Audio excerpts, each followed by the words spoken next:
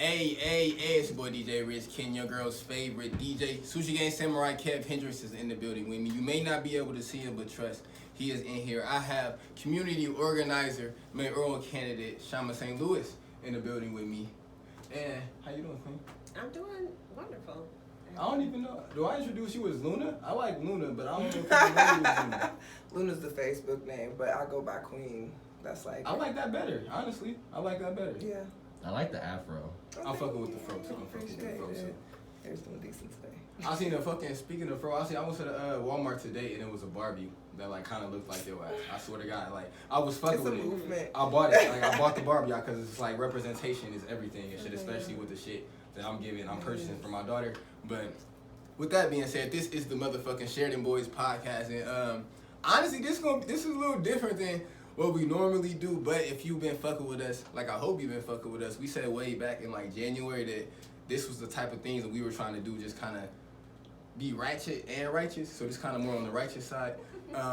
Like I said, this queen right here is running for mayor, which most definitely I salute you for that, because I know, like, hey, this city needs something, goddammit. So maybe what this city may need is you. So I salute you most definitely for even like stepping up to the plate. That's commendable as fuck. And honestly, that's kind of my first question. What made you even want to do that shit? So I think I just reached a point in my work where I felt like I was at a plateau. I had done a lot of organizing. I've been working in this space for 17 years, so my entire adult life. You And look 17. thank you.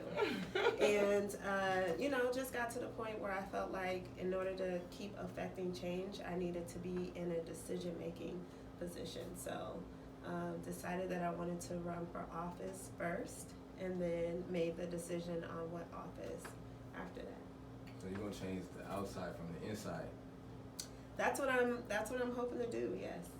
I'm fucks with that. So you said you was a community organizer. Yep. What type of things that you organized like in Peoria?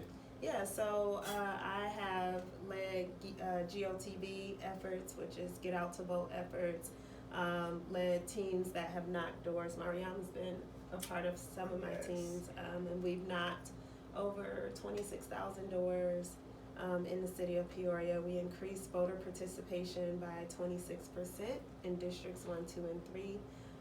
We also helped with a TIF campaign, so we won $300,000 back for the city of Peoria.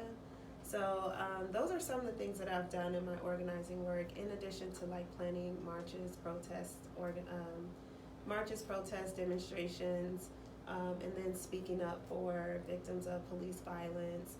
So yeah, I think, So different things. I got a question. What does a mayor actually do? Because I'm like politically, you can't say the R word. Illiterate? Illiterate. Yeah. So what does a mayor actually do? So the mayor actually appoints people to sit on different commissions that the city has. They also have the same voting power as anyone who sits around the horseshoe and the council. So if you would think about the board at like an executive board of an organization or a company, and you have like the chairman of the board is kind of like, or the chairwoman of the board is kind of like how the mayor facilitates as well. So, and the mayor should be fostering relationships with community members and looking to connect people and figure out how they can improve the city both economically and socially for its residents. So. for sure, because I'm not really the type to throw shade, but Jim Artis is the mayor now, I believe. Right, Jim Artis is the mayor, but it seemed like only time I ever really see him is if it's like a picture, like I never actually see him out here in the community, like at least not in my community, and that's what matters to me. I'm not gonna say that's the only thing that matters to me, but and when your people is impoverished and shit, it seems the only thing I can seem to care about is my people. So it's hard for me to care about another culture and like other people's until my people is straight. But it seemed like I never really see him out here like in the hoods, like Giving out turkeys or nothing. I've only ever seen him when I've gone to where he's at, so I think I agree with you. So like that, but with that being said, you said you increased voter participation by 20%. 26%. 26%. Oh, excuse me. But it's correct because like my little sisters, I don't know when the elections is in November, right? Mm-hmm. So No, the presidential election is in November. see, The mayoral race, the primaries in February, of and 2021. then of 2021. Okay, And then the generals in April. So we got time. okay, because some people know you and some people don't. So I was wondering how you planned on reaching different demographics.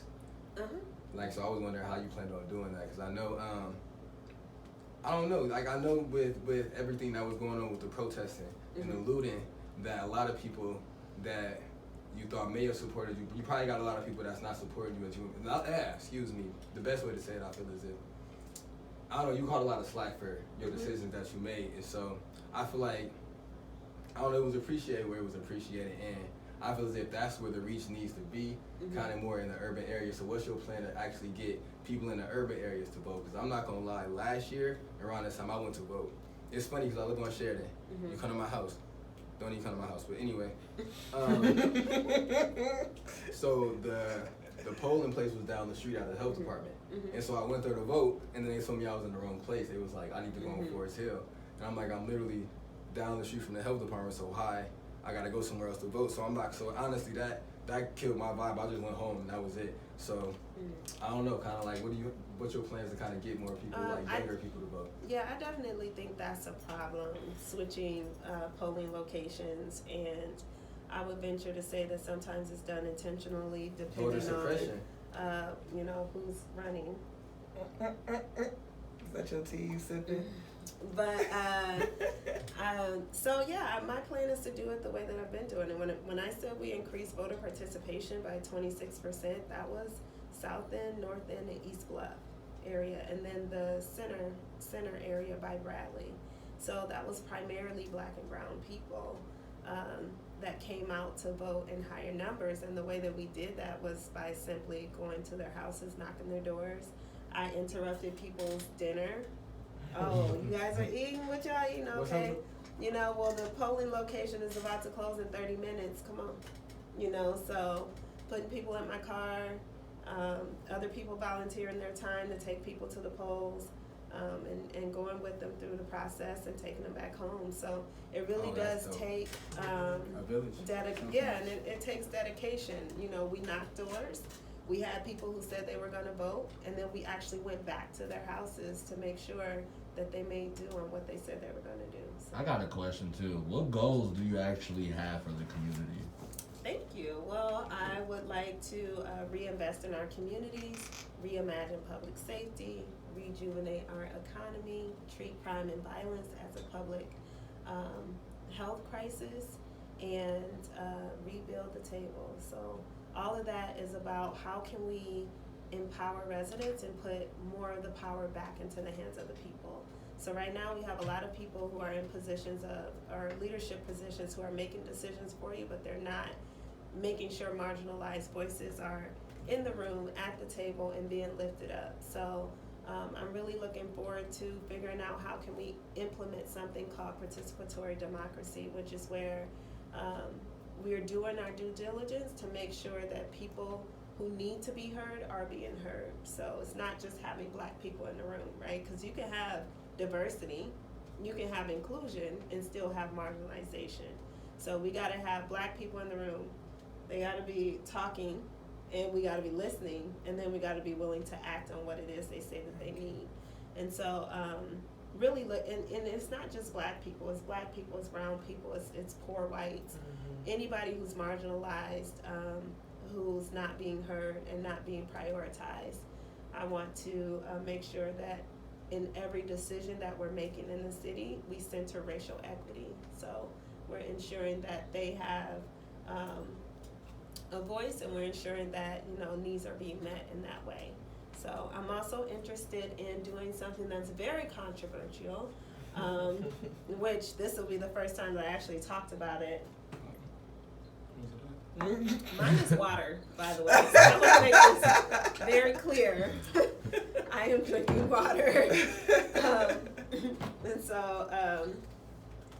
But one of the things that I'm interested in doing is kind of like a wealth dividend, a stimulus, a consistent stimulus, or basic income, which is where basically you get money every month just by being a citizen. It's almost like thank you for being a resident, not a citizen, a resident here in Peoria. So every day you wake up and breathe air has value, right? And so we pay you a certain amount of money per month for living in our city and working in our city and buying and selling in our city. And so that actually also rejuvenates the economy. It stimulates the economy because the more money you have to spend, where are you going to do with it? You're going to spend. So people who are creating businesses, small business owners, the mom and pop shops, people who have business ideas, you know, now you can actually have the resources to support those businesses, right? And we can keep the dollar flowing within Peoria and empower people that way too. So, and then of course, I really am into reimagining public safety, kind of rethinking about how police operate in our city. Interested in exploring the idea of defunding the police, reallocating funds. What does that actually mean? I was just not Okay, thinking so- to cut you off. I was like, Yeah. That's okay. I actually on my Facebook page too, I wrote a like a blog post about defund the police where I break down exactly what it means as well. But to shorten it for you all, it's basically if you've driven in an affluent neighborhood, if you've been in the suburbs, then you've basically seen what it looks like to have the police defunded. So when you drive through the suburbs, do you see police on every corner? Yes? oh no. No, okay. When you drive through the suburbs, do you see people being pulled over because they failed to signal 100 feet before a stop sign? When you drive through the suburbs, do you see them in empty parking lots waiting, tracking your speed as you're going by, waiting to pull you over? When you're in the suburbs, do you see an overabundance of police in schools? No, you only honestly see that in Impoverished areas. impoverished areas. Exactly. It's funny, bro. So this is what it looks like when you defund the police. You're spending more resources and more funding on things that actually, tools that actually, or resources that actually people can access that make them more successful, and less on the police. So the need for the police is a lot less. In areas where it's more affluent, people are committing less crimes because they don't have a reason to. So you don't need the police as often, right? And so if you're actually investing in schools, if kids have the same ability and opportunity to learn and have good books and updated books and great teachers that are paid well, then you're going to produce better citizens, right? And if you have community programs where people have access to resources, where they can walk in and have internet access and computer access and whatever it is that they need to be successful at their fingertips, then they're going to do that. But when you're in poverty and you're constantly, every day that you wake up in survival mode, You're not even, right? you on the level one of Maslow's hierarchy. Exactly. You're never So getting past level one. every time that you wake up and you're trying to figure out how you're going to survive, you're more likely to commit a crime. And so therefore, it's not that people don't want to do right. I always tell the story of I was homeless in 2011, 2010. And at some point, I got so desperate because I had no money that I stole food. I don't think that I'm a thief. Nobody in the world. That's all depending But on your morals and your values. had I been caught, I would have been labeled as a thief. Yeah, Theft, right? And so, but a desperate situation and chronically being in a desperate situation made me do something that normally I would never do. And so when you have people who are born in poverty, grow up in poverty, constantly live in poverty, at some point you're going to get fed up. At some point you're going to turn to the streets. At some point you're going to turn to being in a gang because the system is designed for you to fail. And so you're going to get tired of fighting a system that's designed for you to fail, and you're going to take the easy way eventually. So when we talk about defund the police, it's really about funding, reallocating funds and reprioritizing where that money is going so that we're producing better citizens so there's no need for police. Yeah.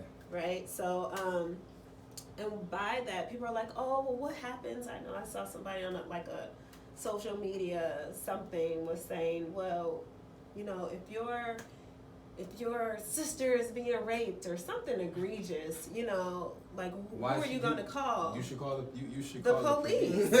But you know, and I honestly feel like that's the only time that the police should actually be called is when it's like a violent offense. Like, that is true. It's like even a domestic disturbance, I honestly feel as if like unless like hands are being thrown, the police don't have to be called. You can call some form of specialist, or you can call somebody else that can come and mediate that situation. And it's like, I don't know, with the police that I deal with, I don't know, they're human. I don't know, their communication skills are terrible. I don't know. I met like cashiers with better communication. It's like most of my dealings with the police have been negative. I'm not gonna say all of them have been, but 95% of my dealings with the police have been negative. Like we have to, as a society, we have to move from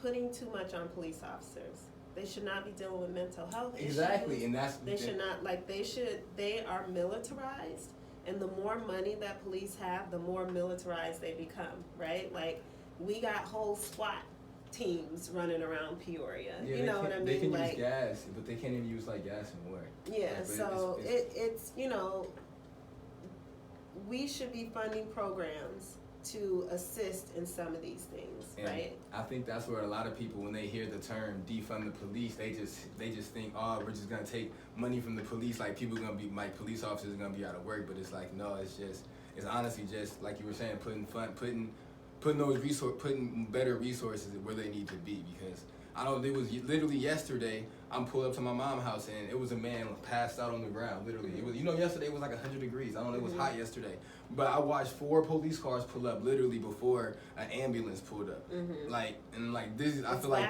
those are one of those situations where I feel like defund the police. I don't understand why 4 police officers came before an ambulance came. You had to make sure he was okay before y'all. Like, I don't know, I don't understand, but I feel like that's one of those situations where the police honestly didn't even have to. Yeah, because let's think about Rayshard Brooks. I think that's his name. The Wendy's, right? Now, had someone knew that you cannot call the police for someone who fell asleep in a drive-through or in a parking lot or whatever it is that he did, and they knew that you had to call some other type of specialist to handle that situation, you show up, oh, hey, you can't sleep here. What you need? You need a ride home? Okay, you want to walk home? Because he said he wanted to walk. Okay, that's fine. You go ahead and walk home. I'll ride alongside of you. You said you live right there. Make sure you get home safely. That man would be alive today if the police were not involved in something that was non-violent. You know what I mean? So they could have called him an Uber, anything, and made sure he got home and made sure he was safe. Honestly, I don't understand where. I feel like he did the right thing. He did exactly what any person should do. If I'm drunk, if I'm not even saying, because I'm not sure if he was drunk or not, but if I'm drunk and I can't drive and I pulled over anywhere randomly and I tried to sleep it off, I feel as if that's the best decision to make rather than putting myself and other lives in danger trying to drive my drunk ass home. But it just seemed like that just shows the double standards that we have in this country. And it's the same thing with George Floyd. He died over, what was it, a $20 check or something crazy? $20 bill, kind of a $20 bill. Yeah, or something like that. So it's like, he should be alive right now. That was not a situation in which you needed the police involvement. It wasn't anything violent. So when we talk about defund the police, we are really talking about reprioritizing our spending and investing more in people so that their desire to commit crimes is less. And I feel like, honestly, I like how you said that too. And I like also how you were saying earlier about how you want to make sure marginalized voices were being heard, because I know it's a lot of people that feel as if like they vote don't count. Like, literally, that's how I felt last year when they told me to go away. Like, that's basically how I felt. Like, yeah, go away. My vote don't count. But so I like how you last year. Huh? I went there and voted last year. They let you vote? Yeah. He lives 2 houses down. There's one house between our house. Literally, there's one house between the house. Well, I didn't know anybody that was on the ballot. I've been conditioned to vote all Democrats, so just Democrat. All right, I'm going home. I did my due diligence for today. See, well, at least you voted. So it's better than nothing. But like, I like how you were saying you wanted to get marginalized voices heard. There was something else I was saying. It kind of you threw me off a little bit. My bad. No, you good, King. You good, King. So you do your pole dancing thing too. It's kind of like a weird transition. But, He was like, by the way. but you know, like, I was, yeah, you know, but I know you get a lot of criticism with that shit. But you probably got a lot of the old politicians like too, like they wives probably want to know how to do that shit. It's like he hasn't touched me in 7 years. So they might want to hit you up for some tricks. You know what I'm saying? That's for me. That's free. That's free game right there. But anyway. Yeah. So I always like to correct people. I'm an aerialist, actually, right? So pole just gets. You can fly. Basically. So pole just gets more attention because it has. It's more glorified. Yeah, well, you know, and it has a stigma attached to it, a societal stigma attached to it. What people don't know, there's 7 different styles of pole. It's not just exotic. It's not just what you see in the strip club. And both children and adults compete on a national level like a sport. It's called the pole sport. I wouldn't dare teach my baby I mean, such things. that's okay, to each his own. My daughters are also aerialists, and they're pretty dope at it. They're better than I could ever be. And so, and we have lots of children who we teach at the studio. Shit. So it's different. It doesn't look the same. It doesn't feel the same. There are certain things that we would never teach children. That's what she said. Okay. You walked into that one. So There are certain things we would never teach children. So I always want to make sure people understand that I am not a pole dancer. I can pole dance, but I am an aerialist because I do pole, I do hoop, I do stilts, I do flying aerial pole, and I'm a dancer. So Flying aerial. Yeah.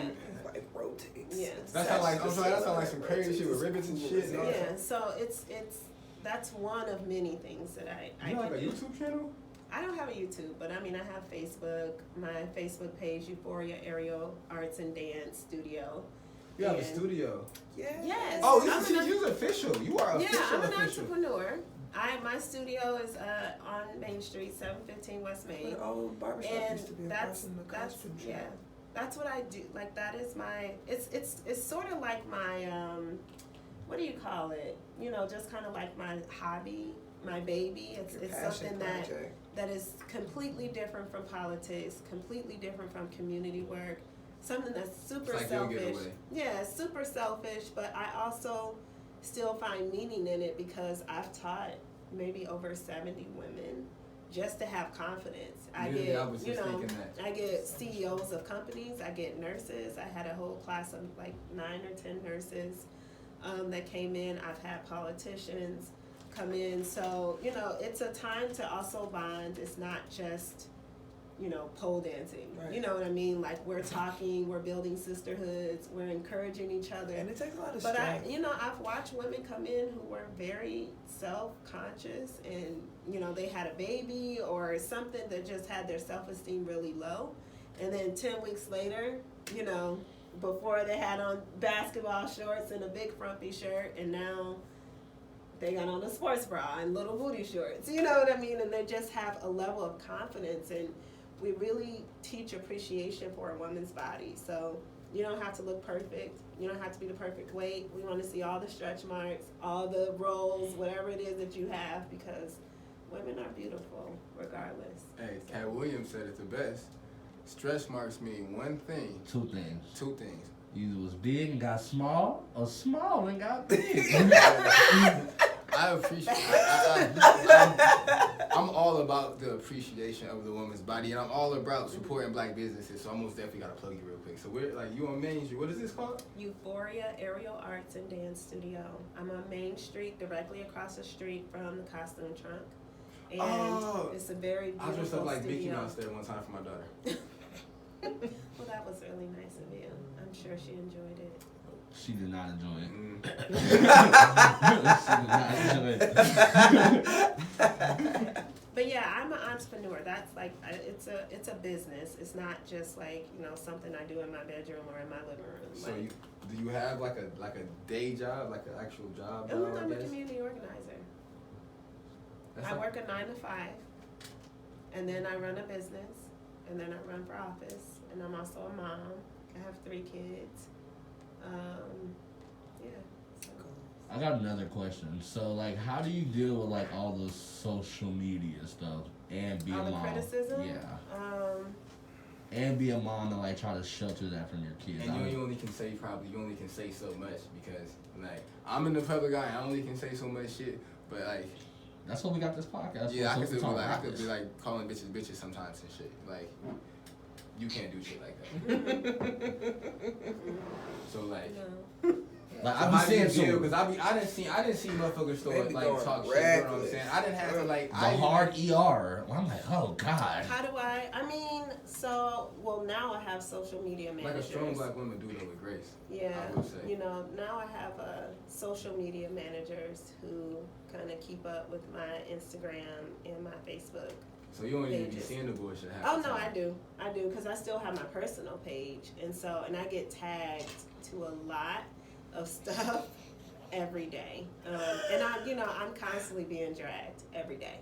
It's almost like if I go a day and someone's not dragging me, I'm like on edge because I'm like, what's wrong? Some big shit finna come tomorrow. Yeah, what's wrong? So, but sometimes I like to be a troll to trolls sometimes, and I do like to be a little petty, or sometimes, from time to time. I'm still a millennial. I have to remind people, yes, I'm running for mayor, but I am still very much a millennial. And So if it make you feel better, sometimes like when I'm feeling down, I'll call one of my exes just to see like if we can get back together. Then once I be like, oh, we can make this happen, then I be like, no, we not getting back together. oh no, that's terrible. No. But it makes me feel better. Be like, all right, you ain't did no better than me. No, mine is more like, if they're talking about like the person who called me a criminal-loving pole dancer who drives on a suspended license. Like I might play around with that because they'll say things like that to try to get you to tick, and usually I'll be like, oh, thank you so much. Thank you for the compliment. I had someone tell me that I looked like a TV model with Alyssa Milano hair. And I'm like, that's bad. I'm like, okay. And then, I'm trying to mix fashion with street thugs. And I'm like, my daddy was a street thug. Like, what you mean? And he's like a really great businessman now. Like street thugs are the catalyst for change. They make some of the best businessmen, some of the best mentors, or whatever. Like, I don't have an issue with street thugs. I like educated thugs. I'm an educated thug myself. So, I'm reformed. I'm in the process. So so I'll do things like that where people try to say things to tear you down, and I'll just turn it into something positive, and it really agitates racist people. Yes. So I like seeing racist people sweat. So, but I just some stuff gets to me. I ain't gonna lie, but I got my room to deal with that, and my support system to deal with that, and a lot of it is most of it is not true, so there's no point in really getting super upset about things that aren't true. Yeah. So what's the worst thing you think you heard about somebody say about you? Oh, the worst thing? Oh God. I probably can't say it because someone told me it in confidence, but it was... Were you in an entanglement? Oh no, I'd say that openly. And I think that's part of the problem too, because I am an open book. Like I'll snitch on myself way before you get the opportunity to, or whatever. Like when I first went to jail for the first time, I posted my own mugshot. The first time? Yeah, I don't know, maybe been like 3 or 4 times. I posted my own mugshot. I'm like, up here, I was in jail. Okay, are we done with this? Can we use your mugshot as absolutely the not. At least I asked you. Absolutely not. Those are hidden deep down. Shit, them motherfuckers super duper sealed. They are hidden deep down. I don't know. I have a picture of my mugshot that I look at. I want to see. It's probably motivation though. It probably do keep you humble, so you don't get like. No, because I got entangled in an oppressive racist system. Like, I shouldn't have went to jail. That's I funny didn't do that you say anything that. violent, so no, it's not keeping me humble because it's not like I was out here committing crimes and went to jail. I missed a court date when my son was in the hospital. He was a preemie, you know, so then I had a warrant for my arrest, and then I had parking tickets that I didn't know existed. And so got pulled over, was driving on a suspended license, had no idea that my license was even suspended. You've been there too. So it's just like, you know, things that this system, you know, the systemic issues that have been designed to keep poor people and people of color suppressed and oppressed. Like, I got entangled in that system. Even because it's funny you say that, because right now I went to jail when I was younger, and I was in jail for quite a bit of time. But knowing what I know now, I should not have been in jail. Yeah. And it's funny because knowing what I know now, I've been in jail since then. I'm blessed that part of my life is hopefully beside me, hopefully. But like, I go to last time I went to jail, it was for some petty. It was like for weed and shit, like, and it was okay. It was systematic in itself, but when I was in jail, I knew I was getting out because it was like a 3-5. Like, why are you taking me to jail? But like, that's another story for another day. But there were people in jail for shit too, like other black men, and I knew that they didn't have the resources to get out, and I knew that like how the system would like drag you in. Like, you will literally, you can go to jail for the pain. Like, even me, like I got arrested in December of like 2019 for like an eighth of weed, like 7 grams of weed. But it was like it was another situation that stemmed to me being arrested. But basically, it was weed and shit, and it was petty. But I had resources. I knew I to get out of jail. But me 5 years ago, Ken, going to jail, I probably would have sat in jail for a month, not even able to produce a $300, $400 bond. Then I would have, so me not producing bond, you know I can't get a lawyer. So then I'm gonna get a lawyer that worked for the state. So I can't. How do I expect them to defend me when the person that's signing their paycheck is the motherfuckers on the other side of the like? So it's so, just imagine how easy it is to get trapped in a system that's not fit to serve you. Like, it's real fucked up. Cause I know people right now that's locked up probably for things they shouldn't be in jail for, but just because of the way the system's set up, they just didn't have the resources to mount a proper defense for themselves. And I don't know. This is why I bail people out. And, yeah, you know and what that's I mean? why, and people, and honestly, and people don't understand that. But it's a, you know, and it's a team of us. It's not just me. I just happen to be the face, but there's a whole team of us, and I will venture to say that I might be the only black one. You know what I mean? Like, when I think about the team, maybe one other. So the team that actually is the Bond Fund Coalition that we started is white people bailing out, like helping to raise money to bail out black people. You know what I mean? And so it was initially something that I wanted to do. The team works on legislative issues, trying to get us to end cash bail in the state of Illinois altogether. And so, because we know that it disproportionately impacts black and brown and poor people. And so, yeah, we started this coalition. I took an interest in wanting to do the bailout portion of it, so that's kind of how I became the face.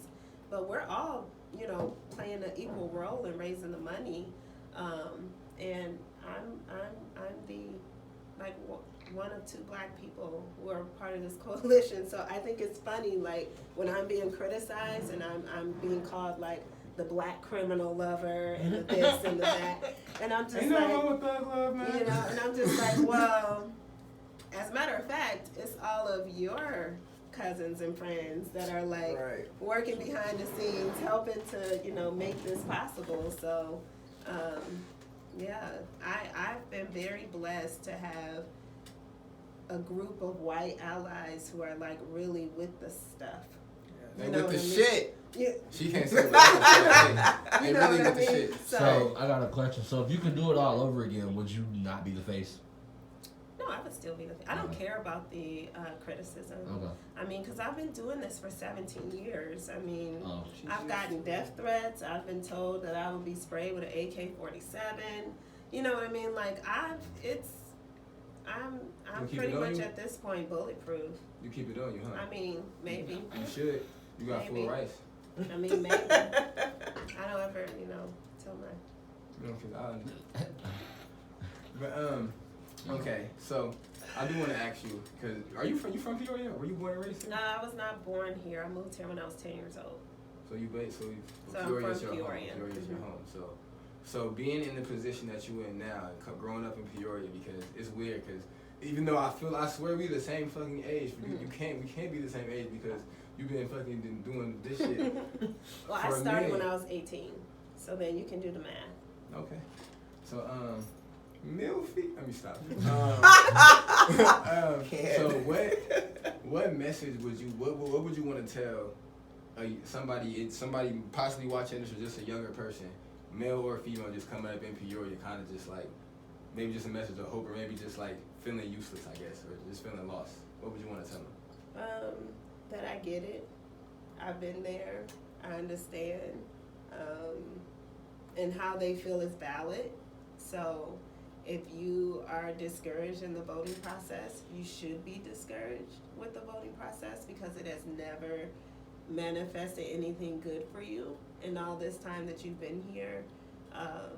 But to be hopeful and to know that there are people who are coming up who do have good intentions, who are with the shit, yes, sir. And who really are calling for reforms and systemic changes for people. And just me watching from when I was younger to now, like Peoria has a lot of dope people just popping up. I feel like this generation different. Yeah, the Gen Zs, like they are like 16 to 20-something, 25-year-olds or whatever. Like they're really getting down, and so like to me that gives me hope, and for a person who's in that age range, that should give them hope because these kids are woke as fuck. I'm seeing this shit. I'm fucking with it too, for sure. And so it's a beautiful thing to watch. Like it's changing, and people are out here willing to fight, to go to jail, to like it's.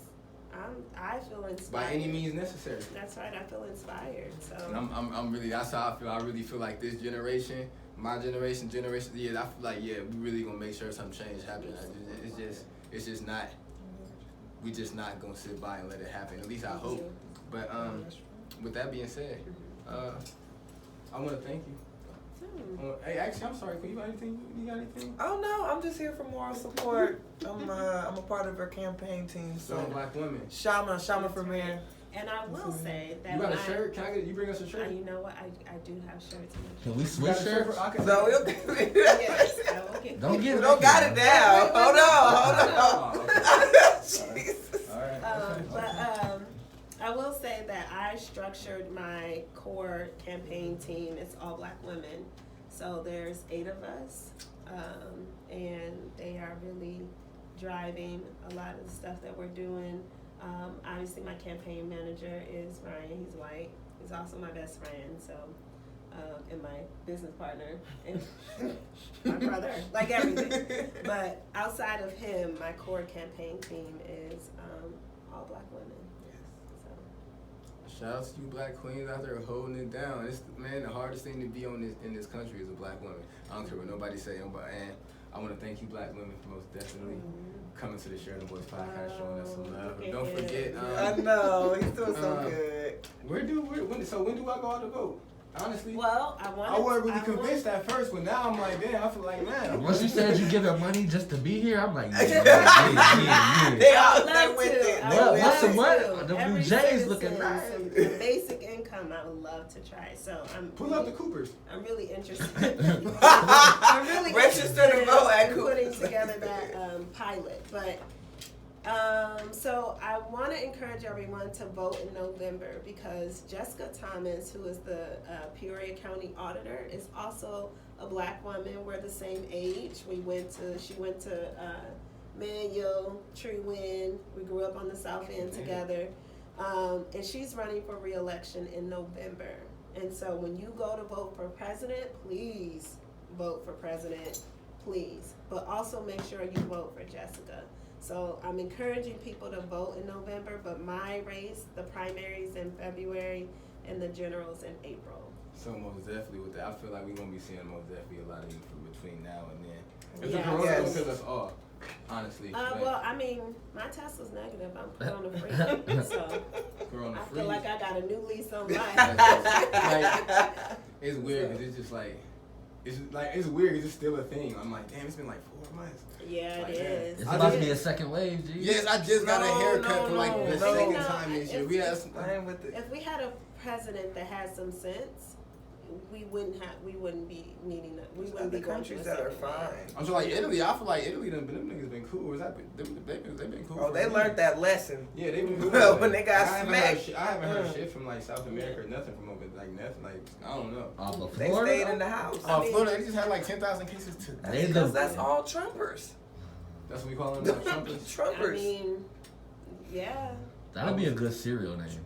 Trumpers. Trump. But it would Chocolate taste. covered Trumpers. It would taste like Bland as hell. It would taste like mini wheats, so like not the frosted one. It would just taste like dry ass mini wheats. They'd probably be like orange and shit. Oh, God. The milk turned orange. Oh, No, you God. feel me? And then it God. tastes like orange cream. It just Tastes like oppression. Oh God. Well, I really enjoyed this interview. Most definitely. What's your socials?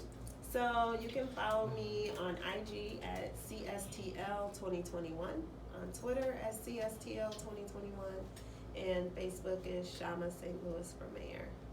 Hey, you can add me on Instagram at DJ Rich Ken, but nobody be adding me on Instagram. I don't know, y'all probably adding my old Instagram, but that's neither here nor there. Remember to keep taking care of yourself out there. This is the Share the Boys podcast. Drink Yeah, water, drink niggas. Most definitely drink water. You can't be sushi gang and everything. Not Sex everything is the Playboy. best sex. Most definitely, you can't, make sure you're taking care of yourself, washing your hands, spending time with the people that matter the most because it's crazy times out here. Remember, there is no such thing as a life that is greater than yours. It's your boy DJ Rich Ken, your girl's favorite DJ. This is the Sheridan Boys podcast. This is Chama, and we motherfucking out.